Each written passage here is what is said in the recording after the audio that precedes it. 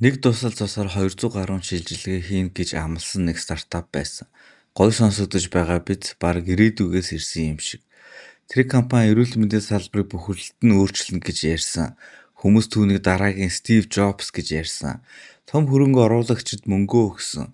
Хэвлэл мэдээлэл магтсан. Дэлхийн хамгийн хүчтэй, хамгийн нөлөөтэй хүмүүс хүртэл түүний эргэн тойронд цугларсан. Гэхдээ энэ бүх түүхэнд ганцхан том асуудал байсан. Тэр технологи бараг ажилдаггүй байсан. Өнөөдрийн видеон дээр бид Theranos гэж юу байсан? Elizabeth Holmes яаж Silicon Valley-г бүхэлд нь итгүүлсэн? Бас яагаад ухаантай, туршлагатай, нөлөө бүхий хүмүүс хүртэл энэ худалд автсан тухай ярив. Энэ бол зүгээр нэг стартапт нурсан түүх биш. Энэ бол итгэл, имиж, хүсэл мөрөөдөл, технологиг сохроор итгэх итгэл бас худал гомдлтын тухай түүх. Theranos гэж юу байсан бэ? Theranos бол цусны шинжилгээг хувьсгал хийнэ гэж амласан стартап байсан. Тэдний гол амлал бол маш энгийн хэрнээ асар хүчтэй сонсогддог байсан. Юу вэ гэхээр хуруугаас авсан ганцхан жижиг цусаар олон төрлийн шинжилгээг хурдан, хямд, өвдөлт багатай хийж чадна гэж. Одоо боддоо яагаад ийм санааг хүмүүсийг ингэж хүчтэй татсан бэ?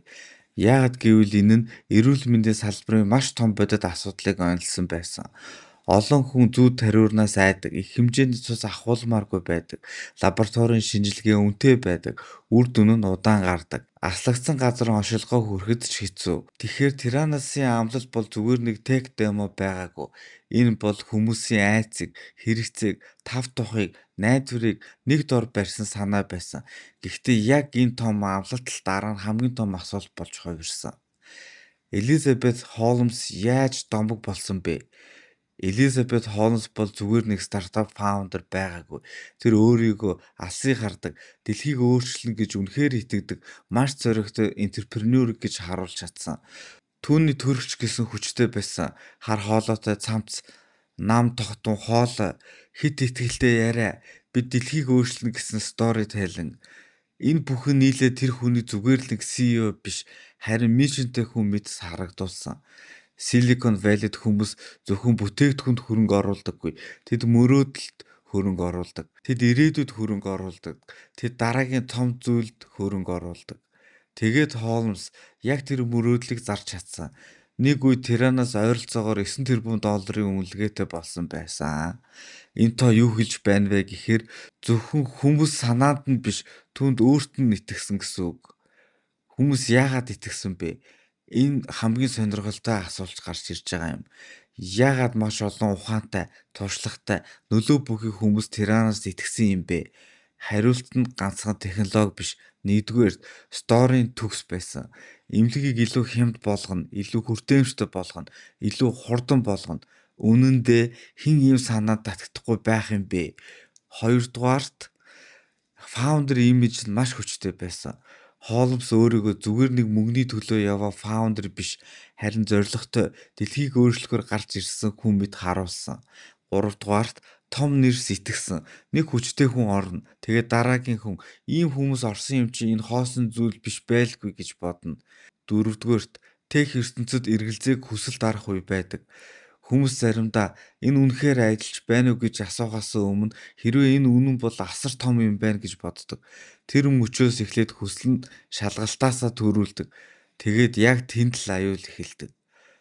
Бодит байдал юу байсан бэ? Эндээс түүх үнэхээр харанхуй болж эхэлдэг. Асуудал нь зүгээр л стартап бүтлгүүцсэн гэдэг дээр байгаагүй. Стартап бүтлгүүцэж болно. Санаа нь болж өгөхгүй байж болно. Технологи нь хөгжиж амжаагүй байж болно. Гэхдээ Theranos-ийн асуудал бол өөр байсан. Асуудал нь ажиллахгүй зүйлийг ажилдаг мэт харуулсан явдал байсан юм. Өөрөөр хэлбэл хүмүүс зөвхөн ирээдүйн мөрөөдөлд мөнгө хийгээгүй. Тэд бодит байдал гэж ойлгож байсан зүйлдээ итгэсэн. Зарим шинжилгээг Theranos-ийн өөрийн төхөөрөмжөөр биш, харин уламж лабораторийн төхөөрөмжөөр хийдэг байсан тухай шүүхтэр хүртэл ярьсан. Тэгэхээр энд ирээдүйд ажил нь байх гэсэн асуудал биш, харин одоо ажиллаж байгаа мэт итгүүлсэн асуудал байсан. Энэ хоёрын хооронд маш том ялгаа бий. Энэ түүхийг зүгээр нэг инвестор фрод гэж харах нь дутуу. Яагаад гэвэл энд эрүүл мэнд орж ирсэн. Мөнгө алдах бол нэг асуудал. Харин эрүүл мэндийн мэдээлэл буруу гарах, тестийн үр дүн найдвартай биш байх, Тэр дээр үндэслээд хүмүүс шийдвэр гаргах энэ бол шал өөр төвшний аюул. Хэрвээ лабораторийн үр дүн буруу байвал хүн буруу онш авч болно. Эмчилгээ буруу явж болно. Хүн unnecessary айдасд орж болно. Эсвэл эсрэгээрээ ноцтой асуудлаа анзаарахгүй өнгөрч болно. Эндээс л Тиранаас жирийн стартап фейлерээс өөр болдог. Учир нь энэ түүхэнд зөвхөн мөнгө байгаагүй. Энд хүний бие, хүний айдас, хүний найдвар орж ирсэн. Хизээ яаж нурсан бэ? Ийм том худал нэг шөнийн дотор нурчихдаггүй. Эхлээд жижиг ан цав гардаг. Дараа нь эргэлзээ нэмэгддэг. Тэгээд энэ нэг мэтгэд өмнө төгс харагдаж байсан дүр зураг задарч эхэлдэг. Тиранос тэр яг тийм зүйл болсон. Олон нийтэд эргэлзээ хүчтэй гарч ирсэн.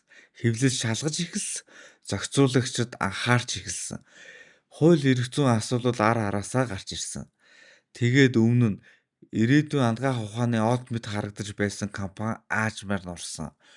2008 он гэхэд SEC хүртэл фрод хэрэг үүсгэж хоолмос хяналтаа алдаж компани ирээдүй үндсэндээ дууссан. Тэр мөчөөс хойш Тиранос бол ирээдүй биш болсон. Харин Silicon Valley-гийн хамгийн том анхааруулгын нэг болсон юм. Элизабет Холмсын ял. Дараа нь энэ түүх стартап gossip байха болж шүүхийн бодит хэрэг болсон.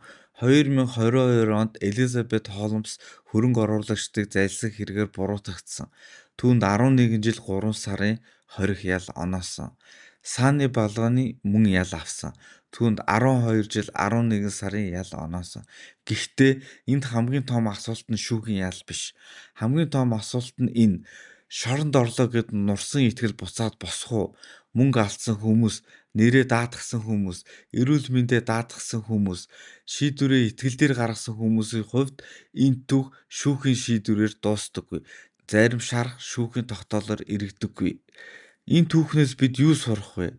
Тираносын түүх маш том таван сургамжтай. Нэгдүгээрт гайхалтай санаа заавал батлагдсан технологи байдаггүй. Ямар нэг асуудлыг гой олж харлаа гэд түүний шийдэл нь боддоор ажиллаж байна гэсэн үг биш. Хоёрдугаарт фаундерын харизма бол нотлогоо биш. Хүн итгэлтэй ярьж болно, онцгой харагдаж болно, мишнтэй мэд санагдаж болно. Гэхдээ баримт бол тустай зүйл. Гуравдугаарт том нэрс орсон байна гэдэг аюулгүй байдал биш. Том хүмүүс ч алдаж болно. Туршлагатай хүмүүс ч хайпт автдаг. Дөрөвдүгээрт health tech дээр шалгалт хамгийн хатуу байх ёстой. Учир нь энд зөвхөн мөнгө биш, хүний бие, амьдрал, айдас, найдвар орж ирдэг. Тавдугаарт хүмүүс хүссэн зүйлдээ илүү амархан итгэдэг. Хэрвээ ямар нэгэн зүйл хэд сайхан сонсогдоод бодит асуудлыг яг хүсснээр чинь шийднэ гэж амлаж байвал хамгийн түрүүнд хийх зүйл бол итгэх биш, шалгах. Яг тэр шалгах.